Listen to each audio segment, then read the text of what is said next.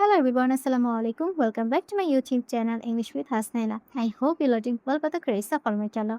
আজকের ভিডিওতে আমরা দেখব must, should, have to এই তিনটার অর্থ সিমিলার হলেও এদের ভিতরে পার্থক্য কি, সাথে আমরা শিখব to have, to having এবং for having এই তিনটার অর্থ কি, কখন কোনটা ব্যবহার করতে হয়। ভিডিওটা একদম শুরু থেকে শেষ পর্যন্ত দেখার ট্রাই করবেন, ব্যাপারটা একদম 100% ক্লিয়ার হয়ে যাবে ইনশাআল্লাহ। Let's dive into the video. ফার্স্টে আমরা দেখব যে মাস্টের ব্যবহার আমরা কখন করে থাকি। মাস্টের ব্যবহার আমরা সাধারণত করি যে অবশ্যই, ওকে, অবশ্যই আমাকে কোনো একটা কাজ করা উচিত, অবশ্যই আমাকে করতে হবে। ওকে, এটা কিন্তু ফিউচারের ভিতরে পড়ে, করতে হবে। অবশ্যই আমাকে কোনো কিছু করতে হবে যখন আমরা বোঝাই তখন আমরা মাস্ট ব্যবহার করি, এবং মাস্ট হচ্ছে একটা মডেল ভার্ব, এবং এই মাস্টের পর কিন্তু আমরা সবসময় ভার্বের বেস ফর্ম ব্যবহার করব, যেহেতু মাস্ট হচ্ছে একটা মডেল ভার্ব। এবং নিজের ভেতর থেকে যখন আমার স্ট্রং কোনো ফিলিং আসে বা স্ট্রং ডিসিশন যখন আমরা নিজের ভেতর থেকে নেই, এখানে সাধারণত আমার পার্সোনাল ফিলিং যে এই কাজটা আমার করা উচিত, আমি মনে মনে ভাবছি নিজের চিন্তা ভাবনা যে আমাকে এই কাজটা করতেই হবে, তখন কিন্তু আমরা মাস্টের ব্যবহার করি। কেউ আমাকে কোনো কিছু করতে বলেনি বা কোনো রুলস নাই, কিছু নাই, আমার নিজের মনের একটা চিন্তা ভাবনা যে আমাকে এই কাজটা করতেই হবে।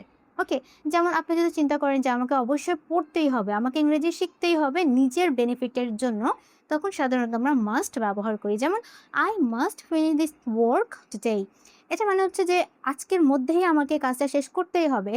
এটা হচ্ছে আপনার মনের নিজস্ব ফিলিং।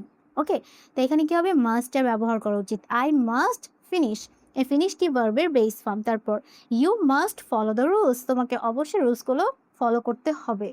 ওকে, তাহলে এখানে কি আছে, মাস্ট, মাস্টের পর কি আছে, ভার্বের বেস ফর্ম। শুড মানে হচ্ছে যে কোনো কিছু করলে ভালো হয়।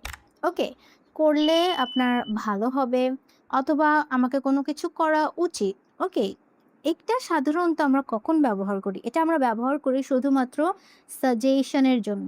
ওকে, আপনি যদি বলেন যে তোমাকে এই কাজটা করা উচিত, হ্যাঁ, এখানে আমি কি করছি, এখানে আমি শুধুমাত্র তাকে সাজেশন দিচ্ছি, তাকে করতে আমি বাধ্য করছি না, বা তার ভিতর থেকে এই ফিলিংসটা আসেনি যে আমাকে এই কাজটা করা উচিত। ওকে, আপনি কাউকে সাজেশন দিচ্ছেন বা সে নিজেই কি নিজেকে সাজেশন দিচ্ছে, তখন সাধারণত আমরা শুড ব্যবহার করি। ওকে, অ্যাডভাইস বা সাজেশনের ক্ষেত্রে সাধারণত শুডের ব্যবহার হয়। যেমন ইউ শুড স্টাডি মোর, তোমাকে আরও পড়াশোনা করা উচিত, এখানে কি করছি, আমি জাস্ট সাজেশন দিচ্ছি, তাই কি হবে, শুড। এবং শুড হচ্ছে একটা মডেল ভার্ব, তারপর অবশ্যই ভার্বের বেস ফর্ম ব্যবহার করতে হবে। তারপর I should eat healthy food, আমাকে হেলদি খাবার খাওয়া উচিত, এটার মানে হচ্ছে আমার উচিত, বাট আমি অ্যাকচুয়ালি এই কাজটা করবো কিনা তার কোনো ভরসা নেই। এখন আমরা দেখব have to. Have to, has to, subject অনুযায়ী আমরা এখানে হ্যাজ ব্যবহার করতে পারি, হ্যাভ টু, হ্যাজ টু। এটার ব্যবহার করি সাধারণত আমাদের যখন বাধ্য হয়ে কোনো একটা কাজ করতে হয়, বাধ্য হয়ে করতে হয়, আপনার করার ইচ্ছা হোক বা না হোক, বাধ্য হয়ে আপনাকে যখন কোনো কিছু করতে হবে, তখন সাধারণত আমরা হ্যাভ টু, হ্যাজ টু, করতে হতো অতীতের জন্য হ্যাড টু ব্যবহার করি। এবং বাইরে থেকে যদি কোনো নিয়ম, ল অথবা সিচুয়েশন চাপ দেয়, ধরুন কোনো একটা ল আছে, আইন আছে, আপনাকে সেটা মানতেই হবে, তখন আমরা হ্যাভ টু ব্যবহার করব। I have to understand the situation, আপনাকে সিচুয়েশনটা বাধ্য হয়ে বুঝতেই হবে, তখন আমরা কি ব্যবহার করব, আপনি বুঝতে চাচ্ছেন বা না চাচ্ছেন, এটা আপনার ভিতর থেকে ফিলিংসটা আসেনি, বা এটা কোনো সাজেশন না, এটা হচ্ছে বাধ্য হয়ে কোনো কিছু করা, তখন আমরা হ্যাভ টু ব্যবহার করি। আই হ্যাভ টু আন্ডারস্ট্যান্ড, আপনি বুঝতে চান বা না চান, আপনাকে বাধ্য হয়ে সিচুয়েশনটা বুঝতে হবে। এবং হ্যাভ টু এর পরেও কিন্তু সবসময় ভার্বের বেস ফর্ম ব্যবহার করতে হয়, সাধারণত হ্যাভ টু একটা সেমি মডেল ভার্ব হিসেবে গণ্য হয়। আচ্ছা, তারপর এটা দেখেন, she has to go to office, তার অফিসে যাওয়ার ইচ্ছা থাকুক বা না থাকুক, বা তাকে অফিসে যেতেই হবে বাধ্য হয়ে, তখন আমরা এখানে কি করব, হ্যাজ টু। কেন হ্যাজ টু হচ্ছে, কারণ সাবজেক্ট হচ্ছে third person singular, third person singular সাবজেক্টের জন্য আমরা কি ব্যবহার করি, has. She has to go to office, এবং গো হচ্ছে ভার্বের বেস ফর্ম। ওকে, তারপর you have to be careful while driving, গাড়ি চালানোর সময় তোমাকে কি হতে হবে, কেয়ারফুল হতে হবে, ইউ হ্যাভ টু।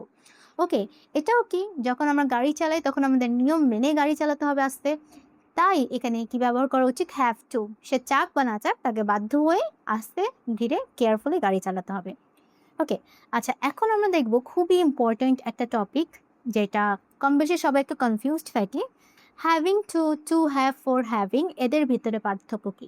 এই হ্যাভিং টু হচ্ছে হ্যাভ টু এর কন্টিনিউয়াস ফর্ম। কন্টিনিউয়াস আমরা দেখি না কন্টিনিউয়াস কোনটা, যেটা ভার্বের আইএনজি ফর্মে থাকে চলমান কাজের জন্য। ওকে, আমি শর্ট ফর্মে লিখলাম কন্টিনিউয়াস ফর্ম অথবা জেরান্ড ফর্ম। হ্যাঁ, এটা হচ্ছে হ্যাভ টু এর কন্টিনিউয়াস আর জেরান্ড ফর্ম। ব্যাপারটা আরও ইজি করছি।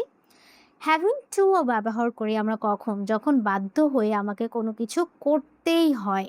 ওকে, বাধ্য হয়ে আমাকে কোনো কিছু করতেই হয়, তখন হ্যাভিং টু এর ব্যবহার হয়। এবং একটা প্রেপোজিশন ব্যবহারের পর সাধারণত আমরা এই হ্যাভিং টু ব্যবহার করি। যেমন I am tired of having to wake up early. এটার মানে কি? এটার মানে হচ্ছে যে আমাকে বাধ্য হয়ে সকালে উঠতে হয়, এতে আমি ক্লান্ত। বাধ্য হয়ে আমাকে কাজটা করতে হয়। ওকে, she hates having to work on weekend. She hates having to work, কাজ করতে। এটার অর্থ কি দাঁড়াচ্ছে? তাকে উইকেন্ডে কাজ করতে হয়। ওকে, হ্যাভিং টু ওয়ার্ক কাজ করতে হয়, এটা সে পছন্দ করে না বা সে অপছন্দ করে। এখানে দেখেন, এটা হচ্ছে আমাদের সাবজেক্ট, এটা হচ্ছে ভার্ব। এই হ্যাভিং টুটা কি? এটা একটা অবজেক্ট হিসেবে কাজ করছে না, বাট ভার্বকে যখন আমরা নাউন হিসেবে ব্যবহার করি তখন কিন্তু আমরা সেটা ভার্বের আইএনজি ফর্ম হিসেবে ব্যবহার করি এবং সেটাকে সাধারণত জারেন্ট বলা হয়। তাহলে হেটের পর কি হয়? সবসময় ভার্বের আইএনজি ফর্মটা ব্যবহার করতে হয়। এর জন্য আমরা এখানে ব্যবহার করতে পারি she hates having to work on weekends. To have কখন হয়? টু হ্যাভ সাধারণত আমরা ব্যবহার করি, হ্যাভ মানে কি? হ্যাভ মানে হচ্ছে কোনো কিছু পাওয়া, এই অর্থে আমরা ব্যবহার করতে পারি। পাওয়া বা চাওয়া অথবা কোনো কিছু করা, এগুলো অর্থে সাধারণত আমরা হ্যাভ এই ভার্বটাকে ব্যবহার করি। ওকে, যেমন এখানে দেখেন I want to have a car. এটার মানে কি? আমি একটা গাড়ি চাই। তো থাকা এই অর্থ সাধারণত আমরা কি করতে পারি? হ্যাভ এর ব্যবহার করতে পারি কোনো কিছু থাকা অর্থে। যেমন দেখেন এখানে you need to have patience, তোমার ধৈর্য থাকা দরকার। Okay, to have, you need to have patience. তাহলে হ্যাভ সাধারণত আমরা থাকা এই অর্থেও ব্যবহার করি।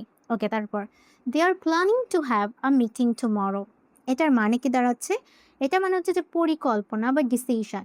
তারা আগামীকাল মিটিং করার পরিকল্পনা করছে। ওকে, তাহলে কোনো কিছু করছে, পরিকল্পনা করছে, এটার জন্য সাধারণত আমরা টু হ্যাভ ব্যবহার করি। Okay, they are planning to have a meeting tomorrow. এটা সাধারণত হ্যাভ এর বেসিক ব্যবহার যেটা আমরা করে থাকি সেটাই। ওকে, এখন দেখবো আমরা ফর হ্যাভিং এটার অর্থ কি। কোনো কাজ করার জন্য এই অর্থে ব্যবহার করে থাকি। কোনো কাজ করার জন্য সাধারণত আমরা পানিশমেন্ট অথবা অ্যাপ্রিসিয়েশনের ক্ষেত্রে ব্যবহার করে থাকি। যেমন এখানে দেখেন he was punished for having cheated in the exam. এটার মানে কি? পরীক্ষার নকল করার জন্য। ওকে, তাহলে কোনো কাজ করার জন্য অর্থ কি দাঁড়াচ্ছে? পরীক্ষায় নকল করার জন্য তাকে শাস্তি দেওয়া হয়েছিল। হি ওয়াজ পানিশড, তাকে শাস্তি দেওয়া হয়েছিল কিসের জন্য? ফর হ্যাভিং চিটেড, পরীক্ষায় নকল করার জন্য। ওকে, ফর হ্যাভিং চিটেড এখানে কিসে ব্যবহার করা হচ্ছে? For having. এবং ফর হ্যাভিং এর পর সাধারণত আমরা ভার্বের ফার্স্ট পার্টিসিপল ফর্ম ব্যবহার করে থাকি। এখানে আরেকটা উদাহরণ, she was praised for having helped the poor. She was praised, তাকে প্রশংসা করা হয়েছিল কিসের জন্য? ফর হ্যাভিং হেল্পড, সাহায্য করার জন্য। কাকে? দ্য পোর, গরিবদের সাহায্য করার জন্য তাকে প্রশংসা করা হয়েছিল। ওকে, এখানে আমি কয়েকটা কুইজেস দিয়েছি, আপনারা অবশ্যই আমাকে কমেন্ট করে জানাবেন যে এখানে কোন হ্যাভের কোন ফর্মটা হবে, টু হ্যাভ, ফর হ্যাভিং নাকি টু হ্যাভিং, কোনটা হবে? অবশ্যই আমাকে কমেন্ট করে জানাবেন। সবাই ভালো থাকবেন, আল্লাহ হাফেজ।